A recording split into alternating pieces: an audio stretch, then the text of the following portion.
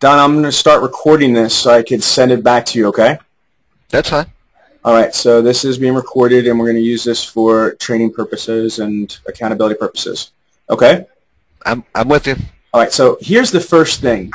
I'm going to go through all this. The problem that I have here is that it's kind of saturated with leads, okay? Correct. So when you go here, if we go to active, let me just go to all users. We're in your name right there. If we're in all users, okay, it shows that there's 6,899 leads.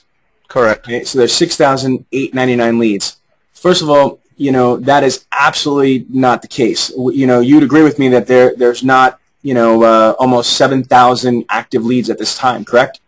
I agree 100%. Okay, so let's talk about first and foremost what exactly is an active lead as per Dealer Synergy's, you know, philosophy. Dealer Synergy's philosophy is that anything that is 31 days or less that does not have a phone number is still not an active lead. You have to have a lead with a phone number, and it has to be 31 days or less. So when I look at this, I'm going to go all the way down here to the end, right? Or I could, here, matter of fact, let me go this way. All I got to do is go to the lead age right here, or is it created? If I go to create it, I'm going to hit this button, and it's going to go there. Look at this. You've got leads from 2009, 2010, and some of these might be people that came back in because, look, the last action was September, October, but I don't think so. You know what I mean? Like this is probably, these are not real leads. So the first problem here is that this is not going to magically go away by itself. This needs to be cleaned up. One of the things that I would suggest, one of the cleanest things to do, you have two choices, you know, or three choices. The third choice is not an option, but the third choice technically is just keep operating jacked up like this. If you want to rectify it, there's only two things you could do. Spend the crazy amount of time and single-handedly go through 6,899 leads to validate them. I don't think you have the manpower or the dollars or the desire to put that into place. Would you agree? I agree. So then what I would suggest is that you do what's called a batch archive. I would just go back and anything that is over 90 days old, just batch archive it. So what you'd have to do is contact AVV and say, look, anything that is, let's say, because this month's almost over, so let's just say January, December, November. Anything before November 1st, I'm going to repeat that, anything before November 1st should absolutely be archived, okay? And it should be probably put archived as not applicable, you know, because, and you could create another tab, this is, you know, import leads or aged leads or, you know, whatever you want to call it, you should have a separate status here. Does that make sense? Yes. Okay, now, that's the first thing that you want to do. Now, I said, well, Sean, wait a minute. Why 90 days if you're going to turn around and say that you only want 31 days or less in here? Because I want to just do the quickest, you know, emergency surgery. The first, you know, emergency surgery, and that I think should probably knock out, I don't know, gosh, you know, at least like 5,000 leads. You know what I mean? Like, that's why I'm saying that, at least 5,000 plus leads. So now, what you want to be able to do, right? Let's go back to here. So you're at 6,900 leads. I'm thinking at least 5, maybe even 6,000 leads if you knock out you know, everything except for the last 90 days. Then what you want to do is you want to further subcategorize. In long term, right, we would have a status from day 32 to day 90. Well, you have it right here, day 31 to 90. That's fine. It should be actually day 32 to 90, so we should change that right there. But let's just say this one right there. Anything that's, you know, from day 32 to day 90, or you have it here, day 31 to 90. Whatever you want to do. Leave this one or change it by a number, doesn't really matter, but they should all get dropped into here. Let's see how many people are in here. Look at this. You've got only 26 people in this category, which is crazy, all right, because this is not being used the right way. So again, I'm going to repeat that. What you want to be able to do is out of the 90-day leads that are left, after you do batch archive the other ones, out of the 90 days, you're going to do a further surgery, and you're going to remove anything that is over 31 days or more, between day 31 and 90, needs to get removed out of here. You could do a batch removal, just like you did the other one. You might have to get AVV to do it or pay them to do it or whatever it is, just so you don't waste a lot of time. I would just surgically put that in here. Now, at the end of the day, what do you want to have that's solely right here? The only thing that you want to have in active, follow me, are leads that are 31 days or less with a phone number. Again, 31 days or less with a phone number. Well, Sean, what do we do with leads that are 31 days or less but without a phone number? Okay, it's a whole other thing. Here's what you're supposed to do. I'm going to just do some training in this explanation. There's a dealer synergy protocol on what to do if there's no phone number or bogus phone number. Obviously, there's one here, but let's just pretend there isn't. What you're supposed to do is step one is open up the original lead. Okay, and because it comes in HTML, XML, or plain text format, sometimes the actual phone number does not parse. Again, the actual phone number does not parse, so you want to just check here. So let's say, I got that. Okay, good. So, but I'm just going to go through this. The second step is if you can't find the phone number that way, is you're going to call 411, or you're going to go to anywho.com, or you're going to go to Google to do a reverse lookup, with the person's name and then the town. For example, this person, right? You guys are based in Houston, Texas, so what I would look for is, an M Artuno or Mosey Artuno in Houston, Texas on Google. If that didn't work, I'm going to turn on and go, let's see, is there an email address? There's no email. Yes, there's an email address right here. If there's an email address, what I might do is turn around and go like this and drop the email address right into Google and see what shows up. Sometimes you might get lucky and get their contact because they're on LinkedIn or Facebook or YouTube or Twitter or whatever. So again, after you've ascertained that no, there is no phone number in the original lead, right? That didn't parse properly. No, you can't get a reverse lookup. No, you can't do a background scope with their email address on Google. After you figure out you can't do that, then I would send them an email. I would basically send them an email, and you should have an email template that says something to the effect, if there's something in here for no phone number or bogus phone number. Okay? So again, something for a bogus phone number or no phone number. Let's see if you've got something right here like that. I know we originally gave that over. Do you guys have an email off the top of your head, Don? Not that I know of, Sean. Yeah, I would turn around and find it. We have one at Dealer Synergy. Just contact Amanda, or I'll have Amanda reach out to her. She's off today. But you should definitely have in all these email templates, there should be an email, and in the email, it would say something to the effect like, let's just say it's to Don. Hey, Don, this is Sean Brown, I'm the Internet Director here at ABC, Dodge, and I wanted to respond to your Internet purchase request, but the phone number you gave me is invalid, or I didn't have a phone number. I would love to be able to talk to you because I'm able to go over all the options, details, and I've got some great news on some of our current specials. Please let me know the best time and number to reach you. Now, I can appreciate if you don't want to talk to a salesperson. I want to assure you that I'm not going to phone stalk you or stress you out. My only purpose is to help you get the information as quickly as possible. Stop. So, and I don't really care what the email says verbatim-wise, but you want to basically sell them on giving you the phone number or sell them on taking your phone call. And then you click send. So, Don, after you've done that, again, last recap, after you've checked the original lead, after you've done a reverse lookup, after you sent them an email, all you're going to do now, watch this, is set the lead for dead deal, no phone number. Well, why do you want to do that? Because if there's no phone number, there's no reason for it to be in an active category because you have a lead management or CRM tool. This tool should be able to have an action plan. So we could program, or you guys could program AVV, or AVV could program AVV to turn on and say, if there is a status under lost that says no phone number, then you will send these emails. So you should have specific emails that are solely for the status of no phone number or wrong phone number. And those emails might be just trying to, get the person to provide a phone number, or, prime them for expecting them, to call you. And again, think about it. If you don't have a phone number, why are you going to waste time emailing them when the computer could spend that time emailing them? You have, your team has only 86,400 seconds in a day. That's it. And they're not even there at the dealership all day. They're only there 8 hours out of the 24 hours. So follow me on this. You only have a limited amount of time. You have to allocate those minutes, those seconds towards what's going to be the most useful. Are you the most useful, emailing somebody through a 7% communication medium, or are you more effective by doing what? In my opinion, I think you're going to be more effective by spending that time sending out phone calls. Phone call, phone call, phone call, phone call, where you have a 38% shot to captivate, intrigue, excite. And again, there's a difference. We know what AVV can't do. AVV can't dial the phone and speak with the prospect and set an appointment. AVV, but they can send out emails. Yes, sir. Exactly, that's my point. So what you want to do is you want to load up AVV on what it can handle and load up with your human assets what they can handle. Would you agree? I agree 100%. Makes sense. Okay, so then to go back to this again, that's why the way this is like, let's open this up. This is like a big file cabinet. Can you imagine having a cabinet with all these drawers? Look at all those drawers and all these folders. It's just too much crap. You know, it's not organized. You know, what I see is this. I see 6,900, and 1 pieces of data. You know what I'm saying? That's just way too much stuff. So again, let's go a full recap from our original conversation.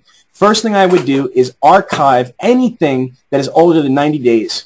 And I would archive those 90-plus leads into a not applicable folder that says, post 90-day leads. Done. Just leave them there. If you have time to it, you can get with it. And the reason why is because you might be in violation of the do not call registry and all sorts of crazy stuff. Plus, you have ways to handle anyway. So focus on what you can control. Now, out of the days or less, what you do is you're going to further purge those. Anything that is 31 days or less with a phone number, you're going to just leave them inactive. Anything that is 31 days but doesn't have a phone number, then I'm going to, that's the other reason why I didn't mention before, because if they're from third-party leads, guess what you can do? If they're from third-party leads, you have the opportunity to get a credit from your lead source providers. Am I right or wrong? You are right. Okay, so now, that's it, brother. That's what the magic is. Now, we've talked about this before. There's too many, in my opinion, statuses that are here. Again, some of these are, I don't think, irrelevant. Bailed. How's that active lead? Bailed, walked. Those, to me, those are dead leads. Okay, the only thing that should be in these categories are things that are relevant for active. So if somebody is 31 days or less with a phone number, right?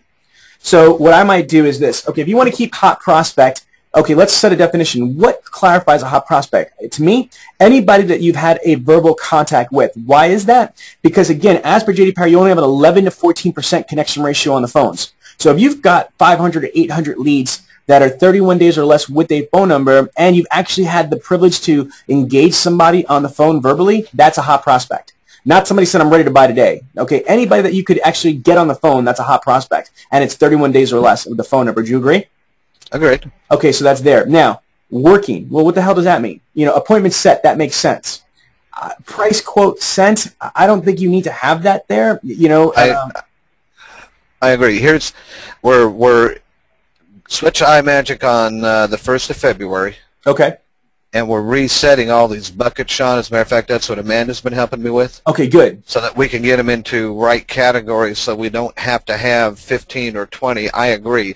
Price quote should be probably in a hot prospect or in a follow-up file. You know what I mean? It doesn't. I agree with it. But with iMagic, let's go through this. Let's pretend it's here because it's going to be totally different. They're not going to even have all these subcategories. They're going to have buckets up top. The way that it works is they're going to have follow-up. They're going to have response. They're going to have urgent. Strike that. They're going to have urgent. They're going to have response. They're going to have follow-up, and they're going to have past due. That's the 4 buckets. You're familiar with them? Yes. So again, it's going to be urgent. It's going to be response. It's going to be follow-up and past due. What that means is this. If they're red urgents, if there's, in the bucket of iMagic, if it says it's a red urgent, those are fresh leads. So if I'm a coordinator, the first thing I'm going to do when I walk into iMagic is I'm going to handle all my fresh leads under the red urgents. Then I'm going to go to responses. Responses means anything that somebody has emailed me back. So if they're emailing back from an email template from the CRM, that's going to show up there, like one of these red flags. Okay, or if somebody turns around and emails me back from my personal email, it's going to show up here. That's responses. Then what they do is they have a bucket called follow-up. Follow-up in the Deal with Synergy status in iMagic is 31 days or less with a phone number and some type of verbal contact. Then what happens is then there's the black urgents. All the contacts are going to be black font. And those are people that are 31 days or less with a phone number but no verbal contact. And after you got through those, then the last bucket is going to be past due. Past due is anything that's day 32 to day 90. So it's almost like an assembly line. So when you come in, just follow my mouse because there's nothing here. So the first thing you're going to do is you're going to click your fresh leads. After you click your fresh leads, then you're going to go to your responses. After you work your responses, then you're going to go to your your follow-up. Those are leads that are 31 days or less with a phone number and some type of verbal contact. Then after you've gone through those leads in that bucket, you're going to go through leads that are 31 days or less with a phone number, but there hasn't been any type of verbal contact. Then if you have time and you've gone through all of that, then you can worry about your aged leads that are day 32 to day 90. So when we do this, the engagement is very, very important. You need to make sure this is very, very important time management skills.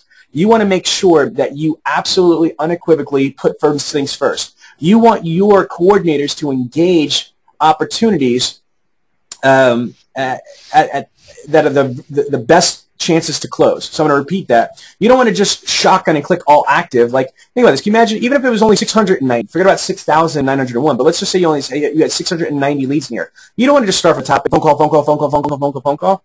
What you want to do is guys are active leads. You want to work the ones that have the highest percentage for conversions. In my mathematical diabolical mindset, OCD to the death, is that I want to handle the things that have the highest connections.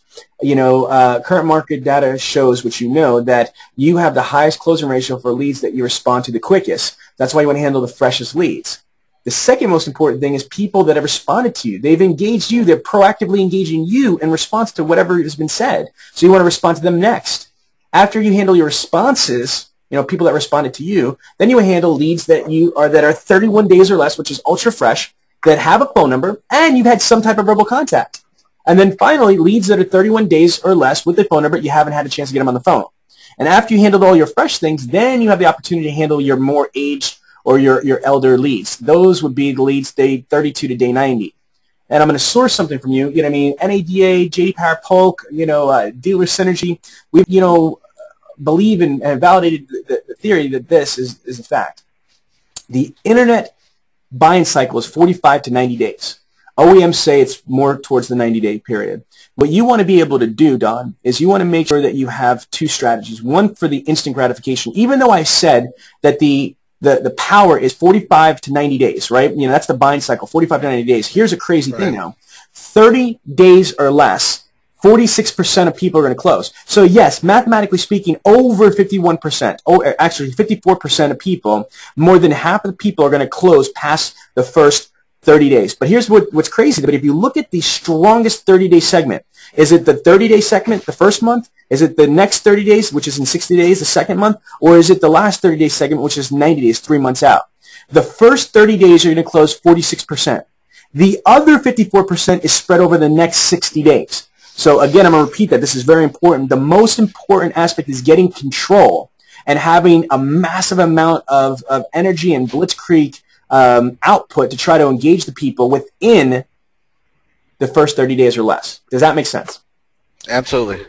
Okay, good. So now Amanda, your Dealer Synergy CRM liaison, she's been working with IMagic to kind of get all this, put into play. Is that correct?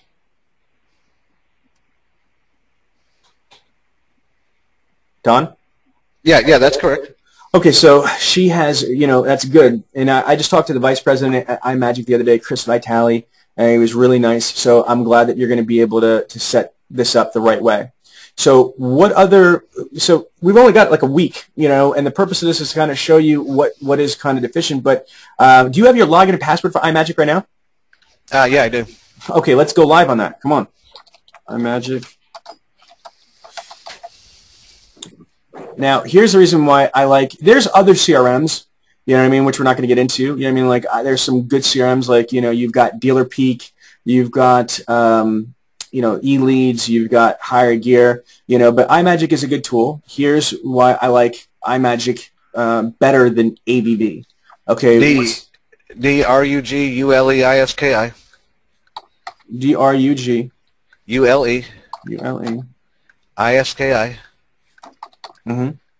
And password is DRUGS1961. DRUGS1961.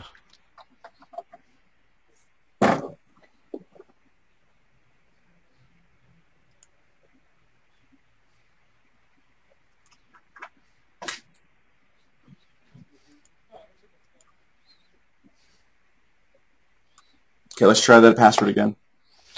Oh, wait, there we're in. Never mind. Yeah, you're in.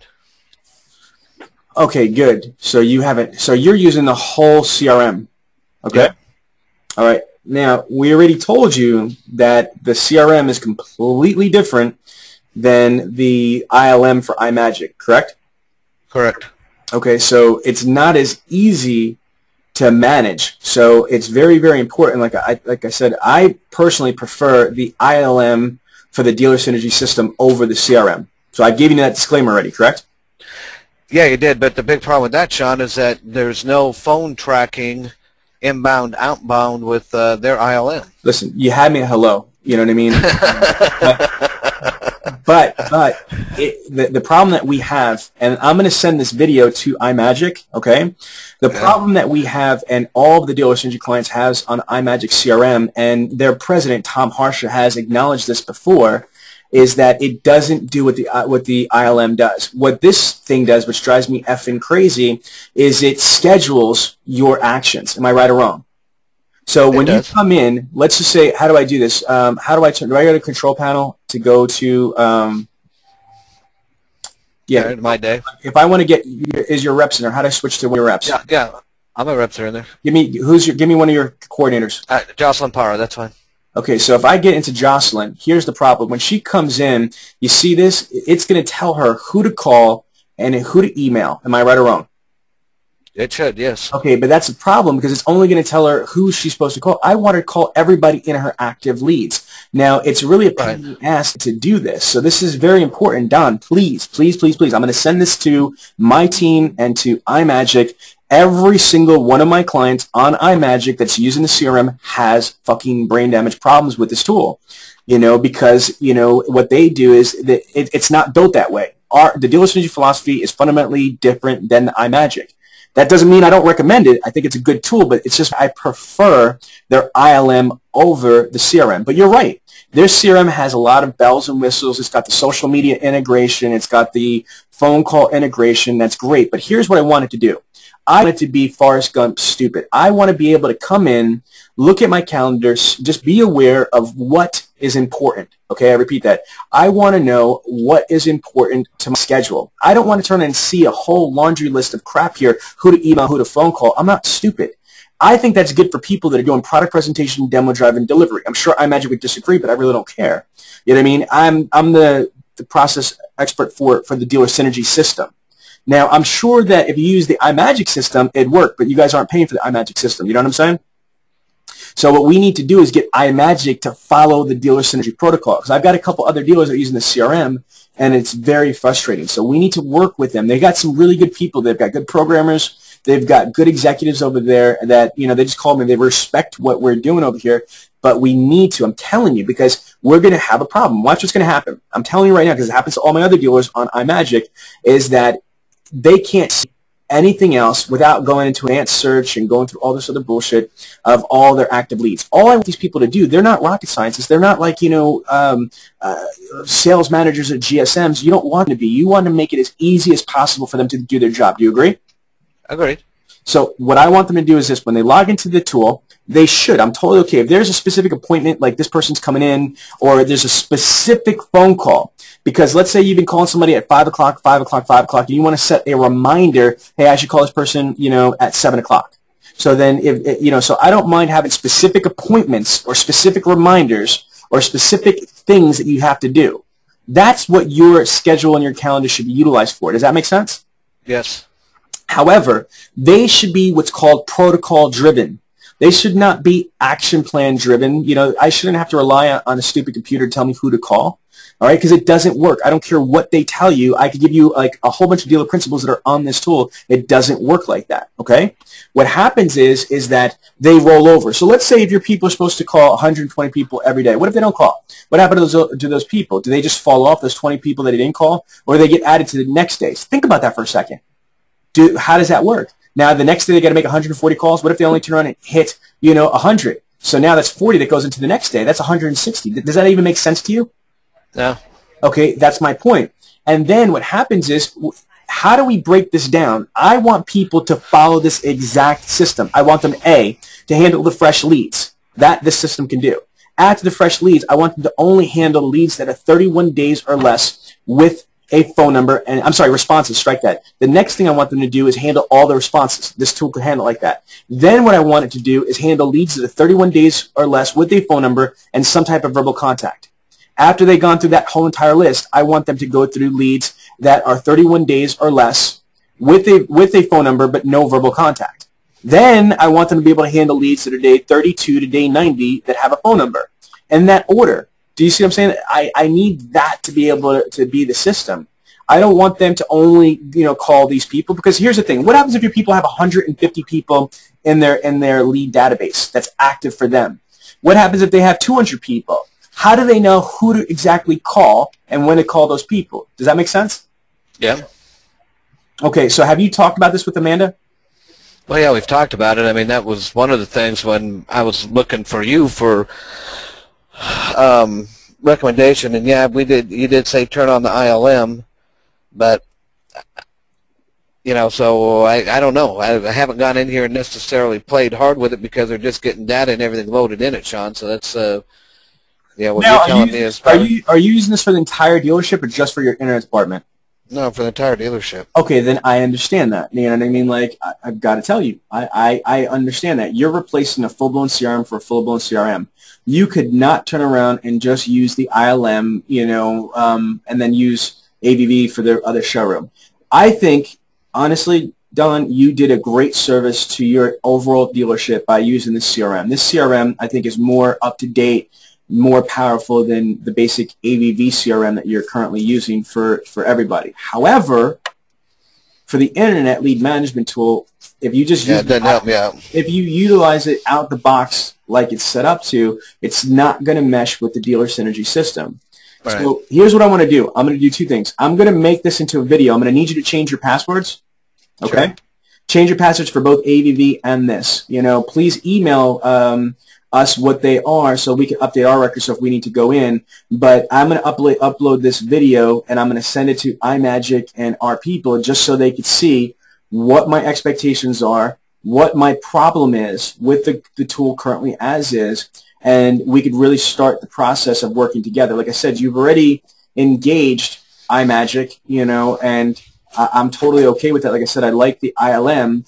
I tell all my clients, don't go with the CRM at first. You know what I mean? Right. Well, my next question is that, I mean, how does it end up? It's all or nothing or no in between, because how can you not separate, or why can't you separate out the ILM from the CRM? IMagic is gonna push back with some reason why it doesn't make sense. You know what I mean? Because the ILM and the CRM are totally independent. Of each other. So you can't use the ILM for just your internet department, because if you did that, you can do that, but they'll probably charge you an extra $500 a month or something crazy like that, Right. And then if you did that, it would automatically feed into the CRM. You know what I mean? So I'm sure they tell you all the things that are going to be jacked up. So let's just try to figure out what we can do with them. When is the expected launch of this? You said the first. When are they coming? Do they have trainers that are coming out on site to train you guys? Yeah, but that's going to be the second week of February. I've got training for salespeople and us here scheduled here this afternoon, next week, Tuesday, Thursday, all that stuff. So we'll be working with it up till the point that they get here. Well, hopefully when they see this video, they will, really try to help us put this together. Because like I said, I've got a couple of the dealers that are using the CRM, that are having extreme difficulties, which we brought their CEO, Keith Latman, in on the call, and one of the dealers is Waynesville Automotive. You remember you met him at our 20 group? Remember Shante and JC Gibson? They like they love the ILM. I've got a lot of dealers that love the ILM, but when they go to CRM, it really, and like I said, don't get me wrong, it's not a bad CRM. It's bad for dealer synergies process. Right. You know what I mean? And obviously our process, yields massive results. So we just need to get the tool to do the dealer synergy system. Well, I think you can stop, and I might be wrong. I've just been in the back end playing with it, but I think you can stop the rollover stuff, Sean.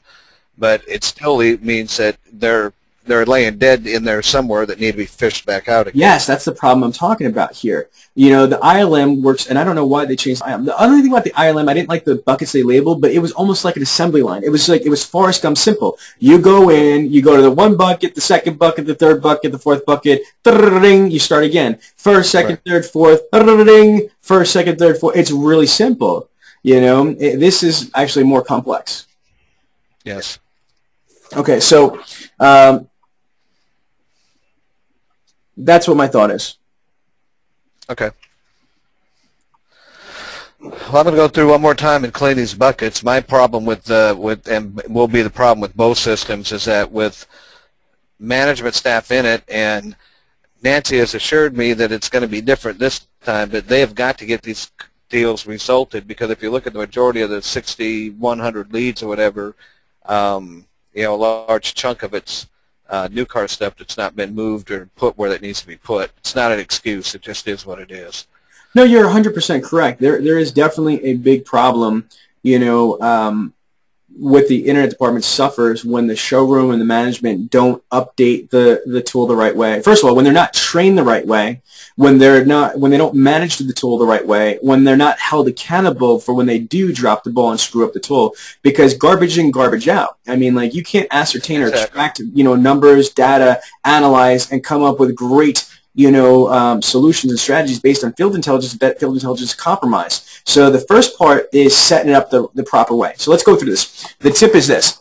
First thing is setting up the CRM tool the right way. Not making the tool fit and trying to slam a round peg into a square slot. It is the CRM's job to turn around and fit our process into their tool. If they can, it's not the right fit. I think IMagic can do that, though. We just need to make them do it. So again, you know, it's setting up the tool the right way, and then it is training, and it is training, and it is training, and it is more training until everybody understands in the dealership this is the most important tool. Your CRM is by far the most important tool in the dealership, especially when you're doing it for showroom control, F&I, fixed stops, internet, BDC, phone sales, social media, customer relationship management, data mining, campaign management, emailing. I mean, it is a massive tool that will either kill you, cripple you, or enhance you, evolve you, and monetize you. Make sense? Yes, absolutely. All right. Well, listen, I thoroughly appreciate you. Let me turn on stop this recording and I'll answer personal questions now. Don, I'm going to